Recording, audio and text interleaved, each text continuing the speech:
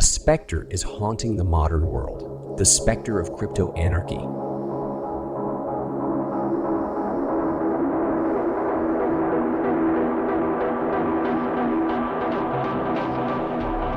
Computer technology is on the verge of providing the ability for individuals and groups to communicate and interact with each other in a totally anonymous manner. Two persons may exchange messages, conduct business, and negotiate electronic contracts without ever knowing the true name or legal identity of the other.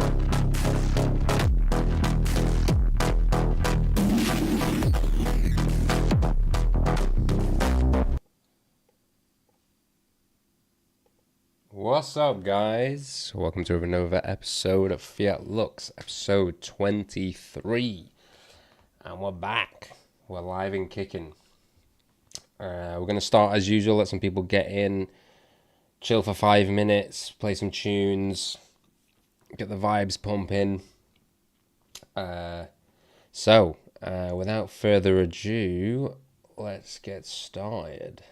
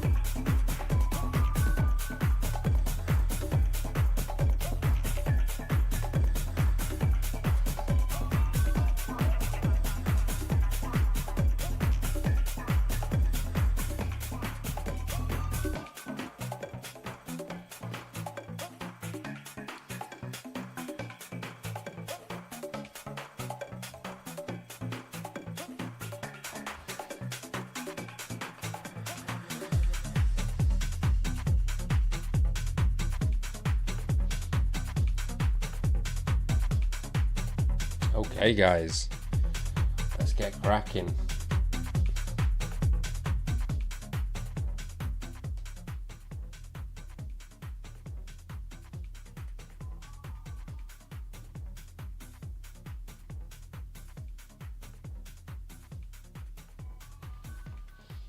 Okay, first up, we have crypto mixing is back, baby. Okay, crypto mixing is back, and criminals adapted faster than the rules did. When US crypto regulators cracked down on Tornado Cash in 2022, the assumption was simple: shut down the tool, shut down the problem. It didn't work out that way. New research from the Cambridge Centre for Alternative Finance, CCAF, shows that coin mixer usage has climbed back towards pre-ban levels, and that the people most effectively pushed out by the sanctions were not the criminals, but ordinary users seeking financial privacy. What a surprise! Railgun now dominates a recovering market. According to CCAF researchers Wenbin Wu and Keith Bear, total crypto mixers transactions reached approximately 32,000 in 2025, a significant jump from roughly 21,000 in 2024 and 16,000 in 2023. Usage has been climbing steadily since the US Treasury lifted its sanctions against Tornado Cash on March 21st, 2025. Railgun, a protocol that screens deposits against lists of flagged addresses, now handles 71% of all mixer transaction volume. Tornado Cash accounts for around 25% of 2025 transactions, while Privacy Pools holds the remaining 5%. Both Railgun and Privacy Pools attempt to filter out known bad actors before crypto funds enter the system, but reports from CCAF note a meaningful gap. Blacklists are updated only as new exploits are discovered, leaving a window where funds from freshly flagged addresses can still pass through. Here we go, there's a nice little graph here. All mixers, annual mainnet transactions by protocol, data from Etherscan Coinmetrics, and the chart from CCAF. It says sanctions scared off legitimate users more than criminals. The 2022 crackdown caused immediate disruption. Tornado Cash's daily transactions collapsed by 97% within days. Across the broader mixnet market, volume fell 45%, but the disruption was uneven. Wu told researchers that sanctions primarily deterred compliant users while illicit actors adapted, first by migrating to alternative platforms, then to cross-chain bridges and decentralized exchanges altogether. Deposit patterns tell the same story. Before 2022, centralized exchanges which require identity verification contributed meaningfully to mixer funding. After the ban, those deposits essentially vanished. By 2025, 95% of all crypto mixer funding came from unlabeled wallet addresses with no recorded entity ties, up from 76% in 2020. Before the ban, most mixer activity occurred more than 24 hours after wallet creation. That pattern has flipped. Researchers say this faster behavior is consistent with users seeking to avoid identification. Still, a 2023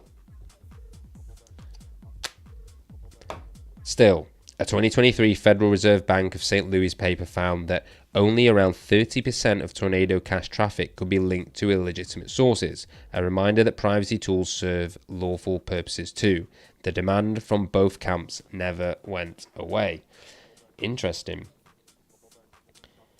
So, I mean, this isn't news to people in the space. Of course, this narrative about privacy being used for criminals, crypto mixers only for criminals, Tornado Cash only for criminals, etc., etc., etc. Monero is only for criminals, darknet markets are only for criminals.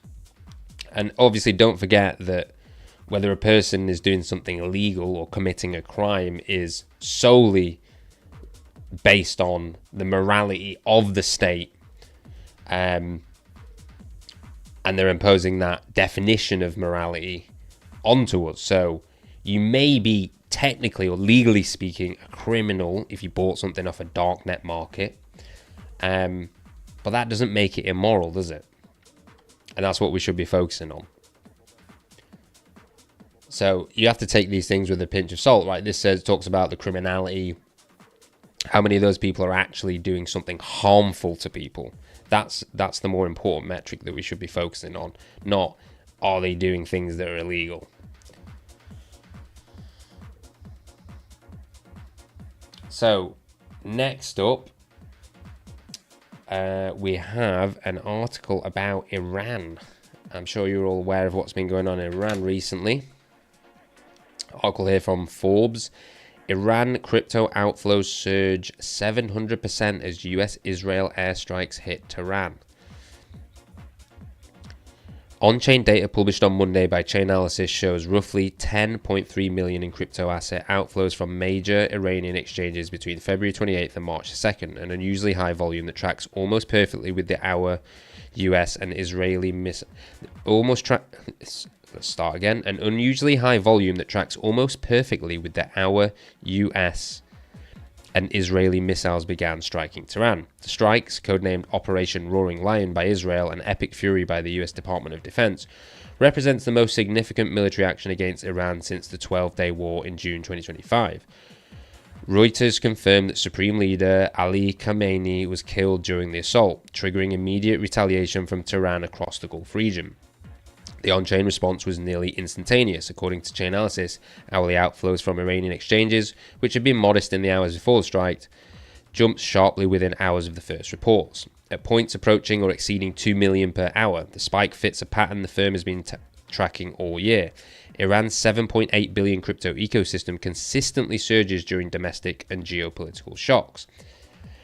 Bitcoin as a pressure valve. Global crypto markets also felt the impact. Bitcoin dropped as much as 3.8%, touching a low of $63,255, before rebounding above $68,000 once Khamenei's death was confirmed, erasing most of the war-driven losses within hours. Volatility is still there, and prices are around $67,000 by the time of this publication.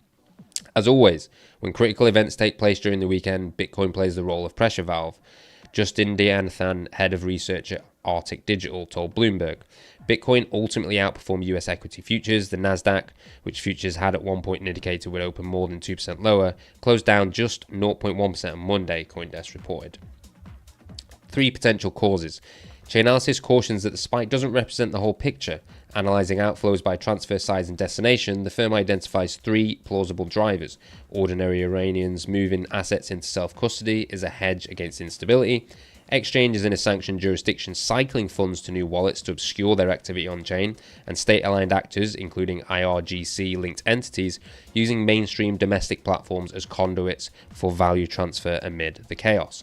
Separately, blockchain analytics firm Elliptic reported that outflows from Nobitex, Iran's largest exchange with more than 11 million users and 7.2 billion in transactions processed last year, surged 700% in the minutes following the first airstrikes, with funds flowing towards overseas exchanges that have historically received significant Iranian volume.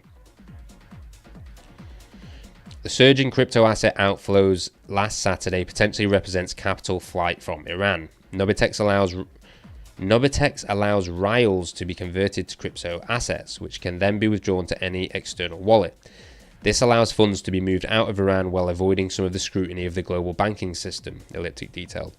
Chainalysis reports point to some precedents. During Iran's most recent protest wave earlier this year, Bitcoin withdrawals from domestic exchanges climbed steadily in the days before authorities imposed a blanket internet blackout, then flatlined, then resumed the moment connectivity was restored. The implication is that many Iranians appeared to anticipate further instability, stacking Bitcoin while access was still available. The firm says it will publish a more definitive analysis as on-chain data matures and onward fund movements sharpen the picture. From this close to the events, it is extremely difficult to confidently separate retail flight from service-level wallet management from state-related activity, Chainalysis noted. For now, the data suggests a clear message. In a country where the currency has collapsed, sanctions have severed the traditional banking system, and military strikes are reshaping the political order overnight. Crypto is functioning as the pressure valve of last resort. And interestingly enough, that was one of the things that it was created for. So that people that are in situations like this can have a safe haven. They can get their money out. They can exit the system. They can transfer wealth, not have their assets seized.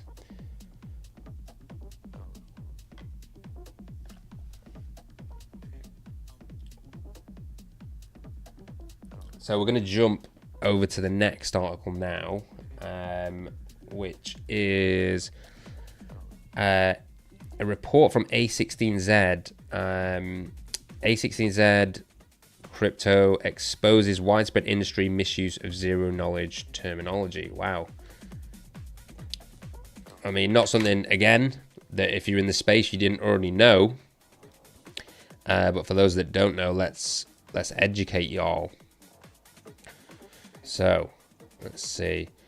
ZK technology faces critical scrutiny. A16Z crypto exposes widespread industry misuse of zero knowledge terminology. In a significant industry development, prominent venture capitalist firm A16Z Crypto has raised serious concerns about the widespread misuse of zero-knowledge terminology across blockchain platforms. The firm's technical analysis reveals that many systems marketed as ZK or zero-knowledge actually compromise the fundamental privacy guarantees that define this cryptographic technology. This revelation comes at a crucial moment when zero-knowledge proofs are gaining mainstream adoption for scaling and privacy applications. The ZK technology landscape, promises versus reality. Zero-knowledge proofs represent one of the most significant cryptographic breakthroughs in recent decades. These protocols enable one party to prove knowledge of specific information without revealing the information itself. The technology has found applications in blockchain scaling, identity verification, and private transactions. However, A16Z's crypto's research indicates that many implementations fail to deliver genuine zero-knowledge properties. According to the firm's technical team, numerous ZK VMs currently available require additional wrapping procedures to achieve true zero-knowledge status. This wrapping process involves recursively proving one proof with another zero-knowledge proof system. The procedure creates significant computational overhead and often necessitates trusted setups that compromise transparency. These systems essentially trade the core privacy benefits of ZK technology for smaller proof sizes and faster verification speeds. Technical analysis of current ZK VM implementations. A16Z's crypto's examination reveals the most commercial ZK VM solutions operate under significant technical strains. The firm's researchers identify three primary categories of implementation issues. Trusted setup requirements. Many systems depend on initial trusted setups that create potential security vulnerabilities. Computational overhead. The recursive proof wrapping process demands substantial processing power. Privacy compromise. Systems prioritize efficiency over genuine data protection. The industry has increasingly adopted ZK as shorthand for systems featuring compact proofs and rapid verification. This linguistic shift has created confusion about what constitutes genuine zero-knowledge technology. True zero-knowledge systems must protect sensitive prover data while maintaining cryptographic integrity. The current market trend towards efficiency optimization often sacrifices these fundamental privacy guarantees. Expert perspectives on cryptographic standards. Cryptography researchers have long emphasized the importance of precise terminology in zero-knowledge implementations. Dr. Elena Torres, a cryptography professor at Stanford University, explains zero-knowledge proofs must satisfy three properties: completeness, soundness, and zero-knowledge. Many commercial implementations optimize for the first two while compromising the third. This technical perspective aligns with A16Z Crypto's findings about industry practices. The historic development of zero-knowledge proofs provides important context for current discussions. First conceptualized in the 1980s by researcher Shafi Goldwasser, Silvio Micheli, and Charles Rakoff, zero-knowledge proofs remain theoretical constructs for decades. Practical implementations only emerged in the 2010s with ZK snarks and subsequent variations. The rapid commercialization of this technology has created tension between theoretical purity and practical implementation. Industry impact and regulatory considerations. The terminology issues identified by A16Z have significant implications for blockchain adoption and regulation. Financial institutions exploring zero-knowledge technology for compliance purposes may encounter systems that don't provide expected privacy guarantees. Regulatory bodies developing cryptocurrency frameworks need accurate technical understandings to create effective policies. Or more important, people are going to be using these things thinking they're safe. People are in, a serious situation. They're in a dire need of something that actually allows them to remain anonymous or remain private in their interactions and the communications and the transactions. It's more important for those guys. We don't want the last thing we want is people to be ZK washed into prison, right? So it's great that, they're pointing this out so that financial institutions can buy in. But what we really care about is that people are safe. The man on the ground, the people, not the institutions, not the corporate overlords, not the state. We want freedom for the people. Several major blockchain projects have implemented ZK VM solutions in recent years. Ethereum scaling solutions, including various layer 2 networks, frequently incorporate zero-knowledge technology. The distinction between genuine zero-knowledge implementations and efficiency-optimized alternative affects user security and platform reliability. Developers building on these platforms require clear understanding of their chosen technology's actual capabilities. The market response to A16Z Crypto's analysis has been mixed. Some developers welcome increased technical scrutiny, while others defend current implementation approaches as necessary trade-offs. The debate highlights broader questions about balancing ideal cryptographic properties with practical constraints in real-world systems. Future developments and technical solutions. Several research initiatives aim to address the implementation challenges identified by A16Z. Academic institutions and open source projects are developing new zero-knowledge protocols that maintain privacy guarantees while improving efficiency. These efforts focus on reducing computational overhead without compromising cryptographic integrity. The zero-knowledge technology sector continues to evolve rapidly. Recent advancements include more efficient proving systems, better compiler toolchains, and improved hardware acceleration. These developments may eventually bridge the gap between theoretical ideals and practical implementations. However, achieving their balance requires careful attention to both technical specifications and implementation details. Educational resources and industry standards. Addressing terminology confusion requires improved educational resources and clearer industry standards. Several organizations have begun developing certification programs for zero-knowledge implementations. These initiatives aim to establish consistent criteria for evaluating ZK systems and their privacy guarantees. Standardization efforts could help distinguish genuine zero-knowledge technology from efficiency-optimized alternatives. The blockchain community faces important decisions about terminology and implementation standards. Clear communication about technical capabilities will become increasingly important as zero-knowledge technology reaches broader audiences. Users deserve accurate information about the privacy protections offered by different systems and implementations. Conclusion. A16Z's analysis of ZK terminology misuse highlights critical issues in blockchain technology implementation. The distinction between genuine zero-knowledge systems and efficiency-optimized alternatives affects user privacy and platform security. As zero-knowledge technology continues evolving, maintaining clear standards and accurate terminology becomes increasingly important. The industry must balance practical implementation concerns with fundamental cryptographic principles to realize the full potential of zero-knowledge proof. There's a little FAQ here at the end, so we'll go through that as well. Question 1, what exactly does A16Z Crypto mean by misuse of ZK terminology? The firm argues that many systems marketed zero-knowledge don't provide genuine privacy protection. These implementations often prioritize small proof size and fast verification over the core zero-knowledge property of not revealing sensitive prover data, which is obviously the most important thing. It's the whole point. Question 2, what is wrapping? What's the wrapping procedure mentioned in the analysis? Wrapping refers to recursively proving one proof within another zero-knowledge proof system. This computationally expensive process is often necessary to make certain ZK VMs genuinely zero-knowledge, and it frequently requires trusted setups that compromise transparency. How does this terminology issue affect blockchain users? Users may believe they're getting complete privacy protection when using ZK systems, but many implementations actually compromise privacy for efficiency.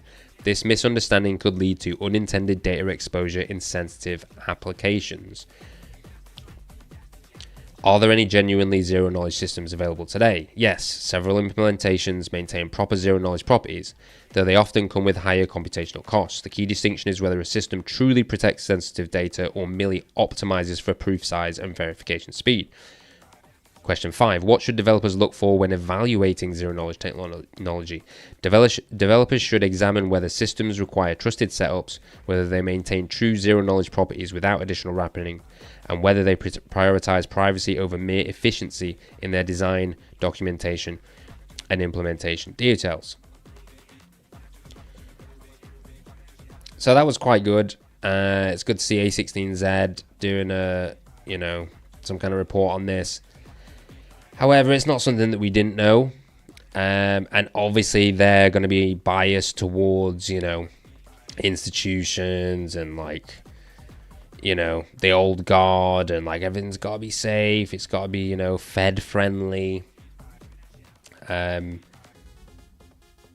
So yeah, how much we trust what A16Z are saying is a different matter, but I think obviously there's some credibility to the report.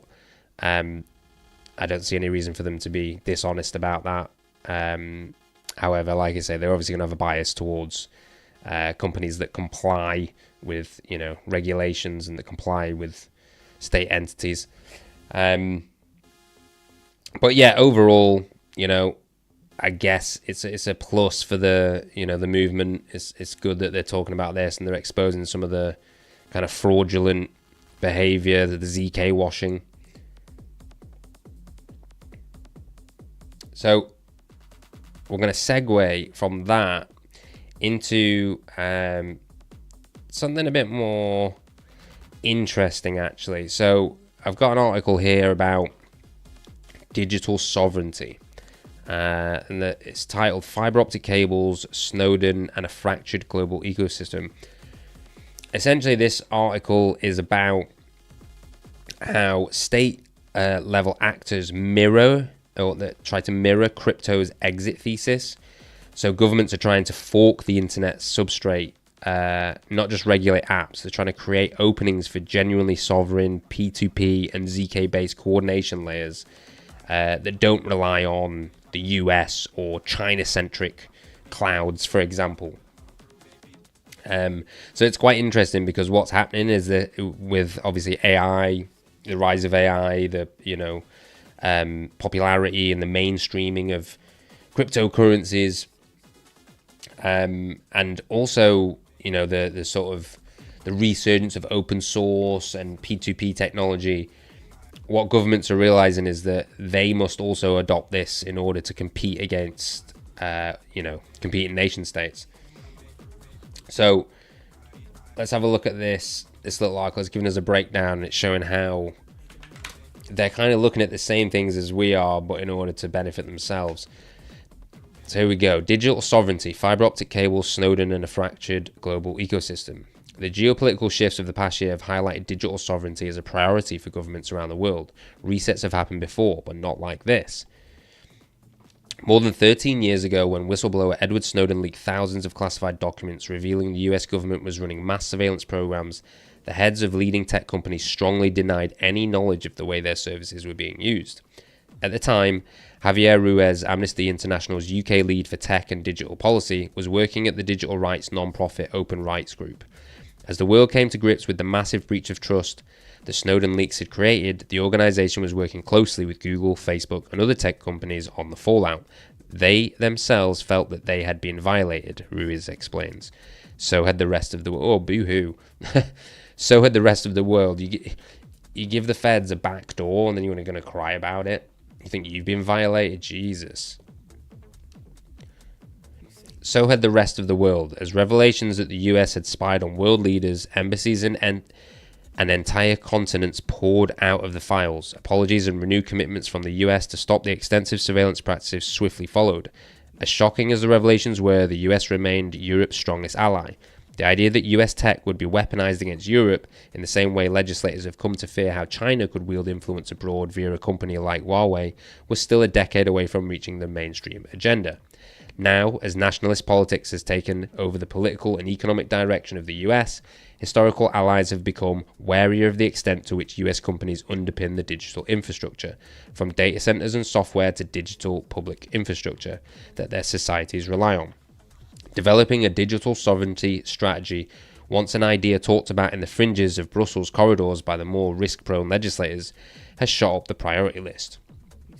Cultural resets in the pursuit of digital sovereignty. Despite the sense of urgency that is fueling the current wave of interest in digital sovereignty, it is not the first time that countries have realized the importance of building domestic technological capabilities. In the early days of the internet, amid the build-out of fiber optic cables, there were ongoing debates about decentralizing internet infrastructure, which was mostly controlled by the US. The Africa 1 project, for example, had ambitions to build a fibre optic cable network that would connect the whole continent, although that particular project never materialised due to financial and political obstacles. In 2013, the Snowden leaks shifted the focus to the cloud, privacy and cybersecurity, as the feeling grew that these aspects of technology had been dangerously overlooked. If there was ever a truer statement. The cloud. The discussion around sovereignty moved from infrastructural sovereignty, who owns the cables, to am I able to send my data directly to country X without another country being able to intercept it, Ruiz explains.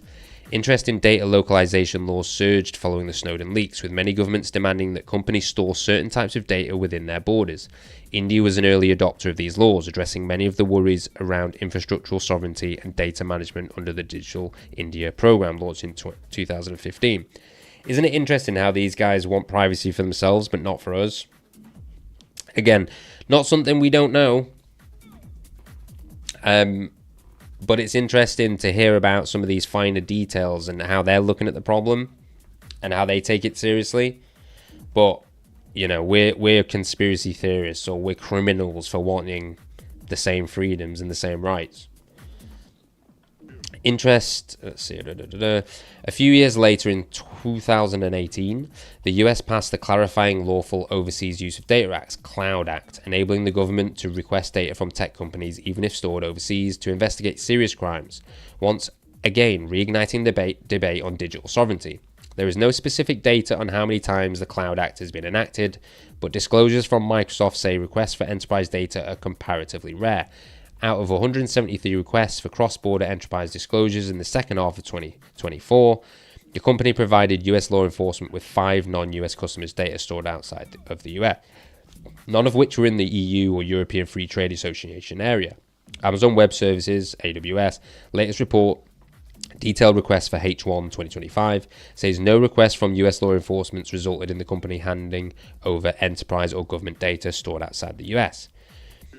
Kasim Vera, a consultant at Public Digital, notes that the conversation around digital sovereignty has been stuck in an unhelpful binary, where it is either about physical infrastructure, where are the data centers, who owns the cables, or is it about privacy and cybersecurity? Both are important, but they don't give leaders a practical way to act. A more comprehensive way of understanding digital sovereignty, Vera notes, is as the agency and capacity of any organization to make intelligent, informed choices to shape its digital future by design, the definition embraced by Public Digital. This approach, he notes, centralizes an organization's agency and capacity, the importance of making informed choices and of operating by design, rather than being shaped by market forces or inertia. Re-evaluating partnerships. In November 2025, the French and German governments convened the Summit on European Digital Sovereignty, where EU member states agreed that strengthening the bloc's digital sovereignty was a cornerstone of its economic resilience, social prosperity, competitiveness, and security. For years, the countries have been some of the strongest advocates for pursuing digital sovereignty initiatives, as the dependence on US services starts to feel like a liability. However, attempts at building domestic solutions have historically floundered, as a complicated regulatory system and competing priorities clashed. A major Franco-German initiative to build a European cloud was described as a crushing failure and a colossal waste of time by one of its founding members. What a surprise! One area where this risk has been observed is in the build-out of digital public infrastructure, DPI. DPI systems, which can include digital ID systems, payment systems, and data exchange protocols, have long been built via private-public partnerships. However, given the sensitive data that these systems often deal with, the involvement of foreign players has been a point of contention in some cases. In the UK, the National Health Services contract with US data software company Palantir has come under scrutiny by staff, MPs and members of the public, who question why a company that has been tied to immigration and customs enforcement operations in the US and the Israel-Gaza war should be involved in the handling of sensitive health data. In India, activists and lawyers have questioned why foreign companies that were involved in building the national ID system had access to the biometric data of Indian citizens. Because these guys are evil bastards, that's why. We don't need to spell it out. Or do we? Is that the problem? Are people so dumb we gotta spell it out? Why do you think they're doing that? Because they're corrupt as fuck. When it comes to foreign suppliers, The risk assessment changes. It goes beyond regulatory compliance to how domestic regulation interacts with the international frameworks, under whose legal jurisdictions does the infrastructures operate, and critically, if the relationship needs to change, can you move? Vera notes. In France, the government is replacing its use of US video conferencing platforms such as Zoom and Microsoft with domestic platform Visio, saying the switch would save Paris as much as 1 million annually for every 10,000 users. The Netherlands had made similar moves, announcing a blueprint last December to reduce the country's dependency on foreign tech companies for critical government operations. The country is currently in the middle of tensions over US IT companies Kyndryl's proposed acquisition of Solvinity, the Dutch organisation that underpins the country's digital ID system. The proposed takeover prompted a parliamentary roundtable and a 140,000 signature petition. Excuse me. Embracing sovereign solutions can also come with the risk of unnerving US companies. A few years ago, Brazil developed an instant payment platform called PIX, which had a huge uptake in the country. The platform is now at the centre of an investigation by the US Trade Representative, launched last July, which is alleging unfair trade practices. Major US payment platforms Visa and MasterCard have long complained that PIX prevents their ability to grow their market share in the country. However, the way countries develop digital systems will ultimately be shaped by their specific set of circumstances. The idea of building your own things, there are countries that can allow themselves to have their own data centers, and there are countries that cannot afford that or don't have the conditions to have it. Daniel Abadi, head of technology and partnerships at the Centre for DPI, says, every country chooses its own path. Strategic sectors. The arguments as to why fully decoupling from US tech is an unrealistic goal are well known. In terms of software alone, US companies control about 3/4 of the EU market. In Whitehall, a report found that all departments surveyed use one of two leading cloud providers, AWS and Microsoft. The build-out of data centers in Europe is complicated by the continent's relatively high cost of energy compared to the US or Middle East and Northern African region, for example. Not to mention, despite the many attempts and incentives over the years, there are few to no European companies of a comparable size that could swiftly take over the management of the continent's digital infrastructure. As the CEO of Berlin-based search engine Ecosia puts it, if the US decided to pull US technology from Europe, then we would have to go back to phone books. However, a fractured environment where the highest risk areas, government communications and companies in strategic sectors such as critical minerals and nuclear technology, shift toward domestic or in-house tech infrastructure may already be underway. The direction of travel, I think, is a breaking down of digital sovereignty into specific granular risks in specific granular contexts, and then seeing whether suppliers can offer sufficient mitigation on those specific risks in that specific context. That was a mouthful. Global data principal analyst Gavin Sneddon notes, Ruiz echoes this view. There is just no guarantee that you are not being surveilled. Now, most people are obviously not going to be, but if you're running anything like a business, for example, having to do with critical minerals, I don't think you can. You really cannot do anything on an American server. That would be insane, he notes. Looking inward. While distrust has been building since the start of Donald Trump's term, it's nearly reached what would have been an unprecedented outcome this January when the US president's threats to invade Greenland, the autonomous territory belonging to Denmark, reached an all-time high, prompting several European countries to send troops, albeit in small numbers, to the territory. The worst-case scenario was abated following a conversation between Trump and NATO Secretary General Mark Rutte, during which a framework of a future deal with respect to Greenland was reached. French President Emmanuel Macron has urged the EU to use the momentum from the Greenland moment to push long-stalled reforms to make the bloc more competitive, he says. He is certain that despite lull intentions, the US will attack the EU over digital regulation in the coming months. Let's hope they do. On that note, it actually has been good despite the shadiness and corruption of, Donald Trump and J.D. Vance and all those guys. It has been a sort of net positive that they've been speaking about, especially for the situation in the UK and obviously Europe as well, when it comes to, freedom of speech, digital sovereignty, and, the mass surveillance that's going on and has been going on for a long time. Which I suppose is kind of interesting. It's funny for them to point the finger, and then we've got like American firms like Palantir that Obviously, they have a connection to JD Vance through Peter Thiel, etc., etc. I'm sure you guys know about that connection. So, I don't know, it's kind of funny for them to point the finger, especially with, as you know, we've just pointed out in this article about the Snowden revelations. So, yeah, it's interesting that they seem to be the ones that are talking about.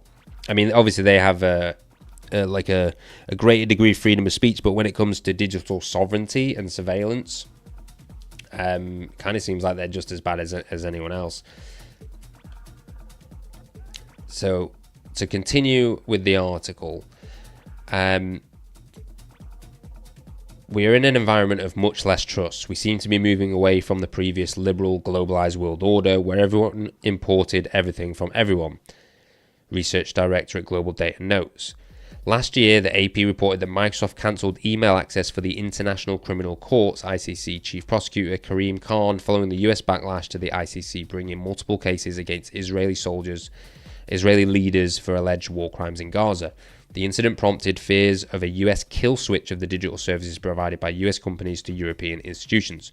Some could argue that the Snowden leaks, which happened during a more trusting era, were a much larger offence, yet, at that time, fears could still be assuaged.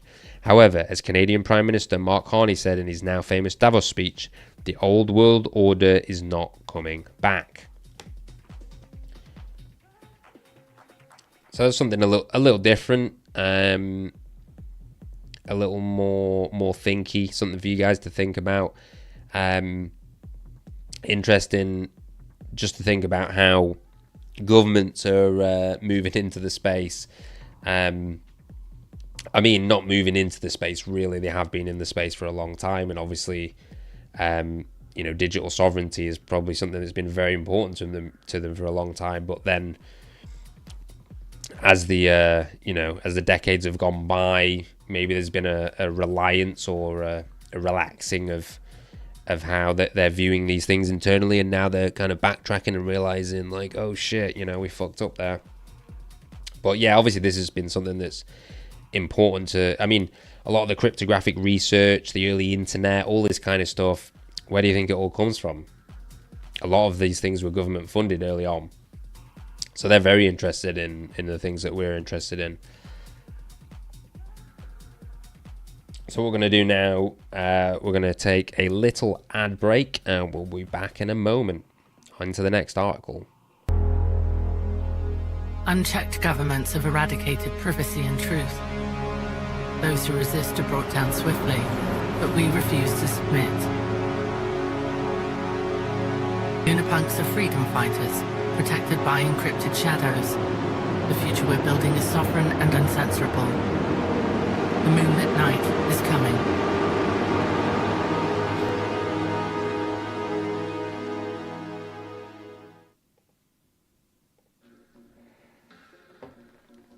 Okay, let's go. Next up, guys.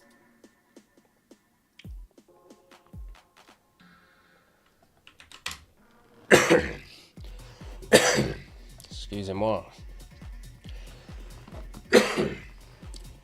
So, Monero in 2025, steady usage and new questions at the network layer. Monero continues to occupy a distinct position in the crypto ecosystem in 2025. So basically, this is an article that's reporting on some of Monero's usage, kind of an encapsulation of last year. So Monero continues to occupy a distinct position in the crypto ecosystem in 2025. While transparent blockchains and US dollar-backed stablecoins have become increasingly traceable and subject to compliance controls, Monero's privacy-focused design keeps it relevant in high-risk and enforcement-sensitive environments. Recent market data and new academic research provides a clearer picture of where Monero's privacy remains strong and where real-world network dynamics introduce additional complexity. Usage remains resilient despite delistings. Monero transaction activity has remained stable and resilient, holding well above pre-2022 levels despite widespread delistings and mounting regulatory pressure. Although monthly volumes fluctuate, overall usage has grown materially since 2020 and stabilized at a higher baseline. Transaction levels in 2024 and 2025 are significantly above those seen in 2020 to 2021. Suggesting sustained demand rather than speculative spikes. Nice to hear. This resilience is notable given the scale of exchange de-risking. Many major centralized platforms, including Binance, Coinbase, Kraken, OKX, Huobi, and Bitstamp, have delisted or restricted Monero over compliance and traceability concerns. Traders. Reports indicate that dozens of exchanges removed support in 2025 alone. Liquidity is now concentrated on a smaller set of venues, often offshore or lower compliance exchanges. That constraint helps explain an ongoing tension in illicit finance.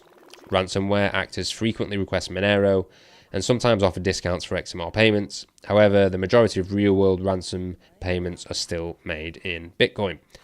Bitcoin remains easier to acquire, move, and convert at scale, even if it is more traceable. In practice, usability and liquidity often outweigh pure privacy. Monero's thinner liquidity also shows up in price behavior. Over the past month, its realized volatility has been materially higher than that of Bitcoin and ETH, reflecting a more fragmented market structure. So there's a little post here by TRM Labs. Despite exchange delistings and enforcement pressure, XMR activity on Monero remains above pre-2022 levels. Key findings from our latest research: 48% of new darknet markets in 2025 are XMR only. Most ransomware payments still occur in BTC. Liquidity matters. Let's have a look. And 14 to 15% of Monero peers show non-standard network behavior. Monero's cryptography remains strong, but network layer dynamics can influence real-world privacy assumptions. Darknet markets shift towards XMR-only models. Monero adoption within darknet markets, DNMs, has continued to rise. In 2025, nearly half of newly launched darknet markets supported Monero exclusively, a significant increase from prior years. This trend is especially pronounced in Western-facing markets, where operators appear to be responding directly to improved tracing capabilities on Bitcoin and stablecoins. While Monero represents a smaller share of overall crypto transaction activity compared to transparent networks, its specialized role remains intact. The combination of steady on-chain usage and increasing XMR-only marketplace adoption suggests that demand for privacy has not diminished as traceability across other assets has improved. New research highlights network layer deviations. Beyond on-chain cryptography, new research has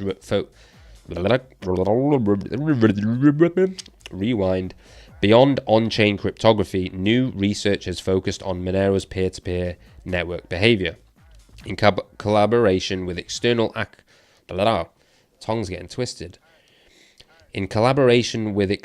academic researchers, analysts observed unexpected patterns in the Monero P2P layer. The findings indicate that approximately 14 to 15% of reachable peers exhibit non-standard behavior relative to protocol expectations. These deviations include irregular handshake behavior, unusual message timing patterns, atypical peer list composition, infrastructure concentration in specific hosting environments. Importantly, non-standard does not automatically mean malicious. The analysis does not assign intent or attribute activity to specific operators. However, the persistence and concentration of these deviations makes them notable. Why network behavior matters. Monero's on-chain cryptography remains intact. Its privacy model still obscures transaction amounts, sender addresses, and receiver addresses at the blockchain level. However, privacy assumptions often rely on the network layer behaving in a statistically uniform way. If a small set of nodes controls a disproportionate share of connections or relay visibility, they may gain structural insight into transaction propagation patterns over time. Such effects do not represent a failure of Monero's cryptography. Instead, they highlight how real-world network dynamics can diverge from theoretical models used in privacy analysis. In peer-to-peer systems, infrastructure concentration can matter. Nodes that are widely connected or heavily advertised through peer lists may observe messaging, timing, and propagation behavior in ways that reduce uncertainty about origin patterns under certain threat models. A privacy asset facing evolving pressures. Monero's role in 2025 reflects a dual reality. On-chain privacy remains strong and widely used in high-risk environments. Real-world network behavior introduces new analytical considerations. Despite exchange delistings and liquidity constraints, usage has not meaningfully contracted. At the same time, evolving At the same time, evolving investigative tools and empirical research are shifting attention from purely cryptographic guarantees to network layer realities. Monero continues to fill a specific demand for privacy in a landscape where most digital asset activity is increasingly transparent. But as enforcement capabilities expand and network research deepens, privacy in practice is shaped not only by protocol design, but also by how the network operates day to day.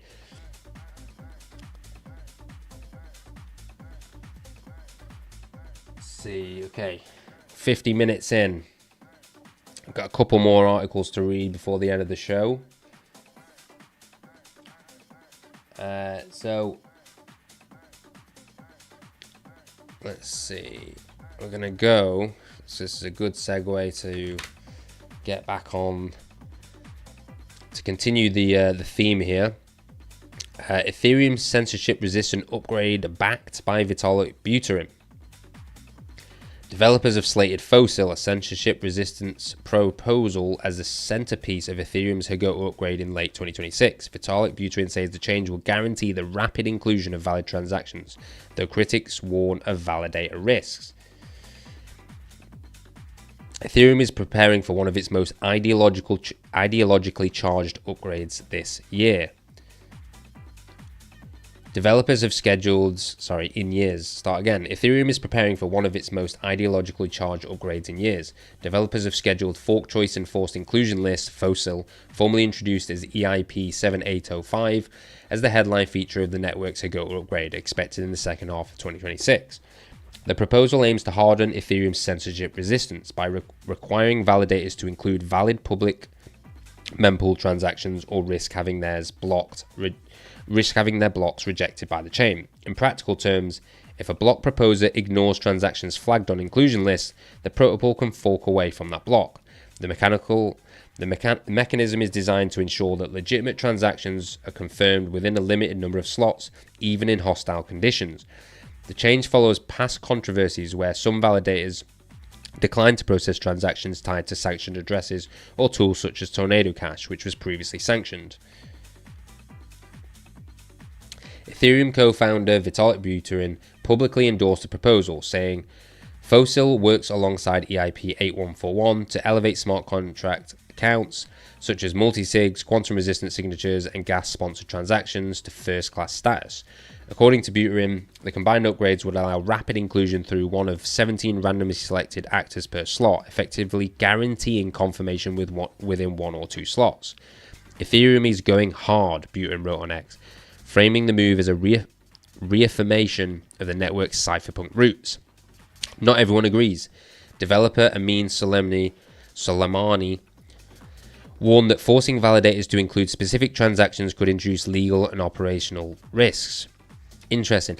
It's funny how Amin does this kind of privacy pool stuff, and then he's like pushing this privacy narrative, but then when it comes to censorship resistance, he's opposing this, and he's saying that it's risky and it could introduce legal and operational risk, which I'm sure he does have a point there, but I'm just pointing out the kind of contradiction there, where it kind of on the face of things seems like Amin is pushing for privacy, rights of the users, he's not a pro-censorship, etc. Yet I always hear him talk about how we need, this, was it privacy corpo fed kind of style privacy? And then here he's opposing this as well with some kind of, I don't even know, some risks that I guess it kind of seems irrelevant. I mean, because you can make this, you can make this argument with anything. You could say, oh well, how could you allow, how could you allow, I don't know, messages on the Bitcoin blockchain, for example? How could you allow people to insert things into a transaction? Someone could say something that was racist. Someone could use a racial slur. And then, so therefore, it's bad to allow people to freely transact. I don't understand what he's getting at here or what the conclusion is that he's drawing. He argued that imposing constraints on block builders may create unintended consequences for validator participants. The debate underscores a familiar tension in crypto, balancing decentralization ideals with real-world regulatory pressure. There we go. It's just trying to dampen the narrative. It's trying to weaken the narrative. I'm not a fan of this kind of shit. While it might be a valid concern, I don't think it's a good thing to do. The debate underscores a familiar tension in crypto, balancing decentralization ideals with real-world regulatory pressure. With Hagota, Ethereum appears ready to test just how far it can push protocol-level neutrality. Then we've got a little FAQ here. What is Fossil on Ethereum? Fossil, fork, choice, and forced inclusion list is a proposed consensus layer upgrade that forces validators to include valid transactions or risk block rejection. When will the Hagota upgrade launch? Ethereum developers expect the Hagota upgrade featuring Fossil to roll out in the second half of 2026. Supporters say it strengthens censorship resistance, while critics warn it may expose validators to legal or operational risks related to sanctioned transactions.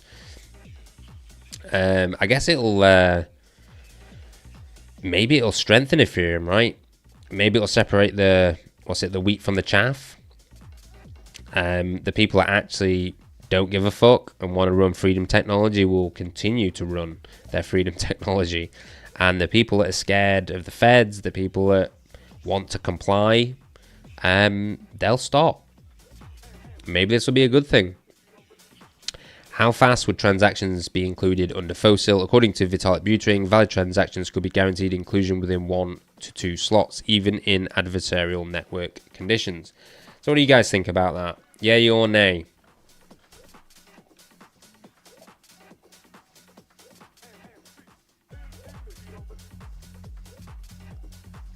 So I think we're going to end finally on this next article,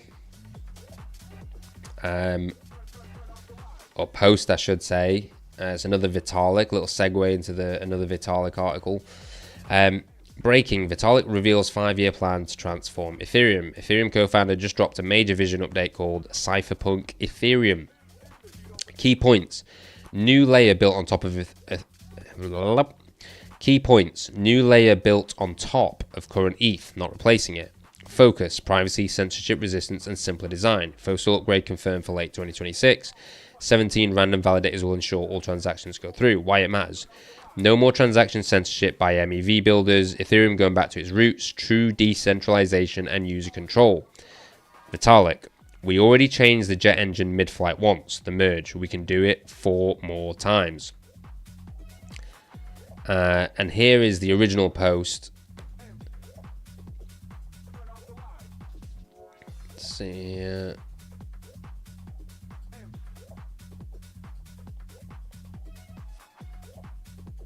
Okay, I have to log in. So see, Vitalik, what's he replying to here? I'm guessing, what is this in response to here? It's telling me I've got to log in.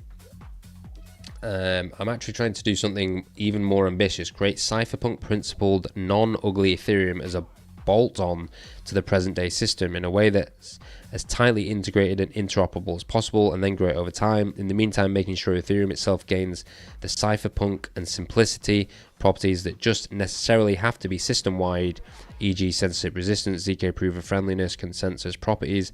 Then in 5 years, or maybe way sooner with AI coding and verification, who knows, we have an open pathway to turn the existing system into smart contracts written in the language of the new system if and when we want.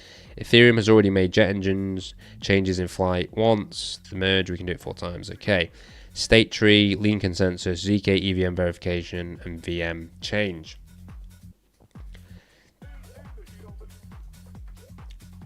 In fact, I think because that was quite short, we've got time for one more. So let's go to the Cypherpunk Toolkit research. So this is a post by Web3 Privacy. I thought this would be useful for you guys.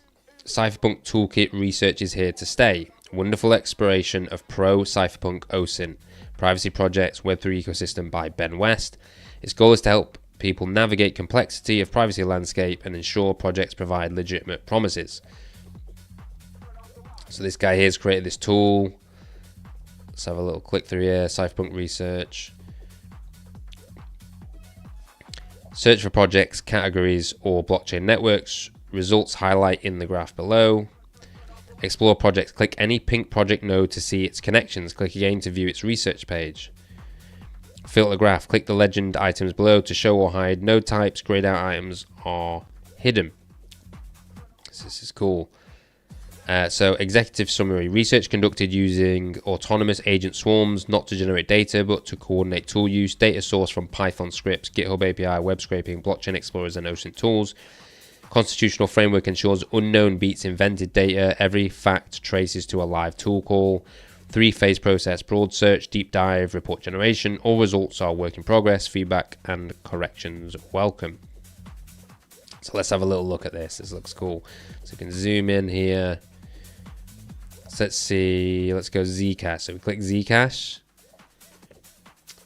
Okay, and this brings us to a page about Zcash. This is cool. Some links here. Core privacy features. Shielded pool evolution. How it works. Very interesting. Top contributors. Governance. Funding. Okay, look at this. OSINT assessment. Oh, this is great. So let's go back here. Let's see what else we can have. So private transactions. Let's see. So if I do this, encrypted files, what happens if I click one connected? Okay.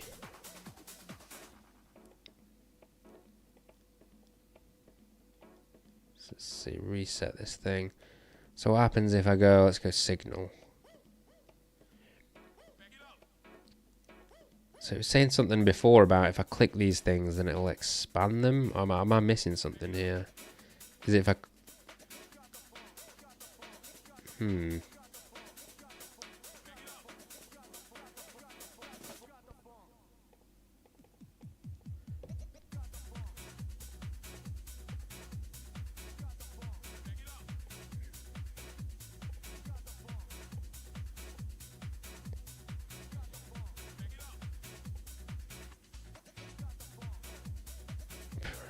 Telegram.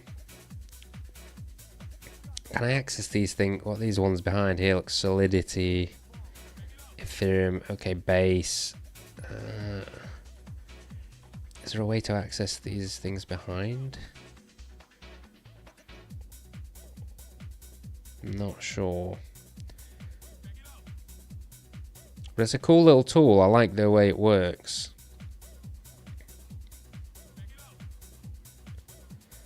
So it's this dark fight. Oh, if I click, what happens if I click the link? Can I click?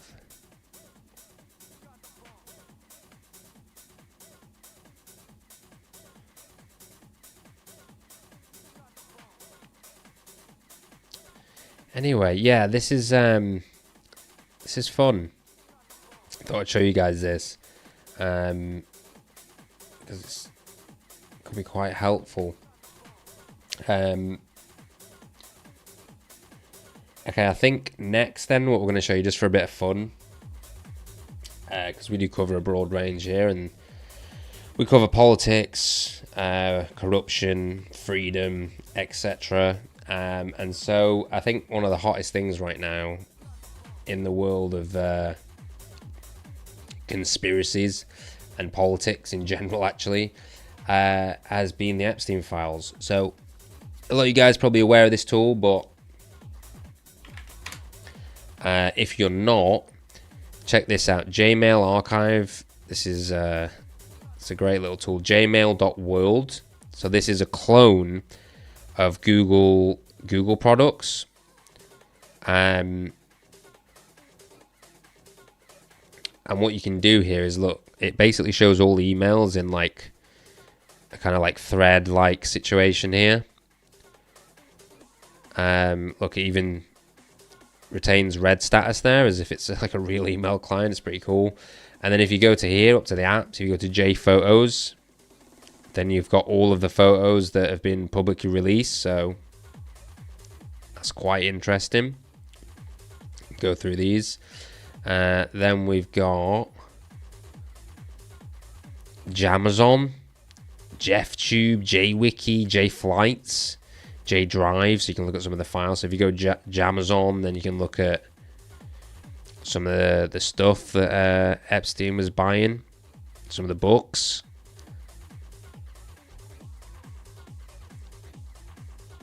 So yeah, cool little tool here. Definitely worth a look. Thanks to whoever made this. It's pretty, I mean, it's quite funny at the same time as well. They just made some clone. The fact they call it Jmail, jmail.world. It's great. So yeah, check that out, jmail.world, guys. Go and hunt through the Epstein files, read the email, see what you can find.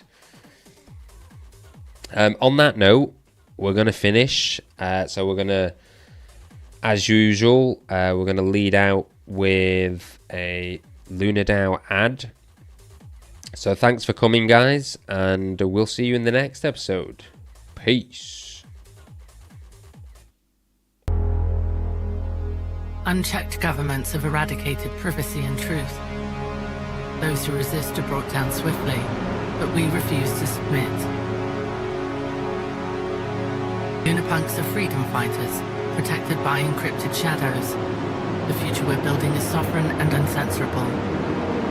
The moonlit night is coming.